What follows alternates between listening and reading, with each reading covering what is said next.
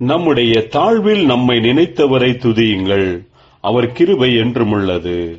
கர்த்தருக்குள் பிரியமானவர்களே, உங்கள் அனைவருக்கும் இனிய காலை வணக்கங்கள்.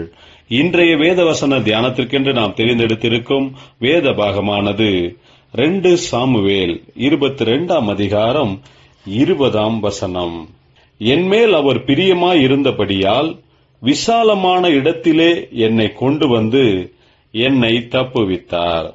பிரியமானவர்களே, இன்றைய வேத தியானத்தின் தலைப்பு கர்த்தர் என்மேல் பிரியமாயிருக்கிறார் என்பதே. தாவீது ராஜா தன்னுடைய கஷ்டங்கள் போராட்டங்களில் எல்லாம் கர்த்தர் தன்னை எப்படியாக விடுவித்து காப்பாற்றினார் என்பதை நினைத்து கர்த்தருக்கு ஸ்தோத்திர பாட்டை பாடுகிறார்.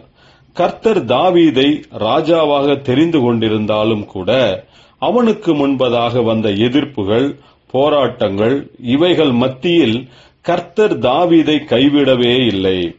எல்லா சந்தர்ப்பங்களிலும் கர்த்தர் தாவீதை காப்பாற்றி அவனை ஆசீர்வதித்து உயர்த்தினார். அதனால்தான் தாவீது கர்த்தர் தன்மேல் பிரியமாயிருக்கிறார் என்று சொல்லுகிறார். தாவீதும் கூட தான் எதை செய்தாலும் கர்த்தருடைய சத்தத்தை கேட்டு கீழ்ப்படிந்து காரியங்களை நடப்பிக்கிறவனாயிருந்தான்.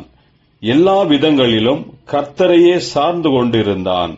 தான் பாவம் செய்திருந்தும் கூட கர்த்தரிடத்தில் வந்து தன்னுடைய பாவங்களை அறிக்கையிட்டு மன்னிப்பை பெற்றுக் கொண்டான்.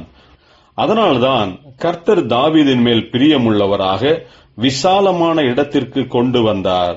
அதாவது தாவீதிற்கு சமாதானம், திருப்தி, ஆசீர்வாதங்களால் அவனை நிரப்பினார். பிரியமானவர்களே, நாமும் கூட கர்த்தர் மேல் நம்பிக்கை உள்ளவர்களாக அவருடைய வார்த்தைகளுக்கு கீழ்ப்படிந்து அவரையே சார்ந்து கொண்டு கர்த்தர் நமக்கு கொடுத்திருக்கும் பொறுப்புகளை நிறைவேற்றுவோமாக.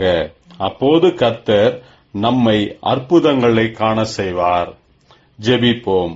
ஜீவனுள்ள தேவனே, உம்முடைய வார்த்தைகளுக்கு கீழ்ப்படிந்து உமக்கு பிரியமுள்ளவர்களாக நடக்க கிருபை தாரும், பலப்படுத்தும். இயேசு கிறிஸ்துவின் நாமத்தில் ஜெபிக்கிறோம் நல்ல பிதாவே, ஆமேன்.